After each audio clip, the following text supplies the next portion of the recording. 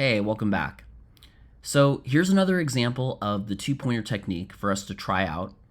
Our task is to take a sorted list in non-decreasing order and return the one index position of the two integers that sum up to the target sum. According to the problem, we are guaranteed to have a solution, so that's pretty helpful.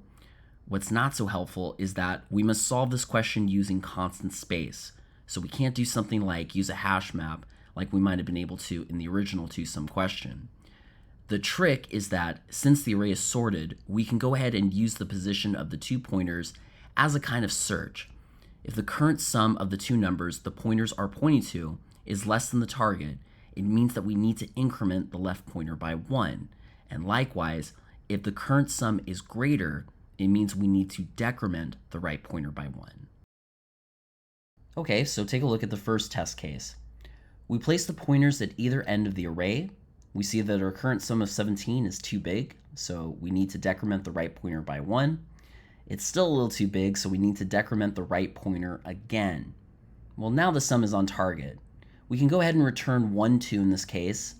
Don't forget, the answer asks us for this one index for some strange reason. Here's another case. We have even less work than the previous case. We already are on target. We can go ahead now and return 1, 3. Simple. So now, how do we code this reasoning? Well, we know that we need two pointers, a left pointer and a right pointer, at the left and the right ends of the array, respectively. So long as the left pointer is less than the right pointer, we will perform a kind of search. If the sum of the pointed numbers is on target, we're done. If the sum of the pointers is less than our target, increment the left pointer by 1, and if the sum is greater than the target, decrement the right pointer by 1. Now notice you don't need to go any farther because we already know based on the conditions that there's no extra check needed. We always will have a valid answer in this problem. What's the time and space complexity of this algorithm? In the worst case, we will need to traverse through the entire array of size n to compute our answer, so the time complexity must be O of n.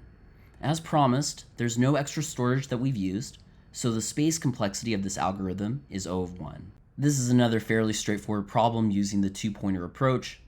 It's clear that the meta pattern is to have the two pointers move at either end until they arrive at some sort of solution, and while not every two-pointer problem will work this way, most do. So see if that helps, and good luck with your studying. See you next time.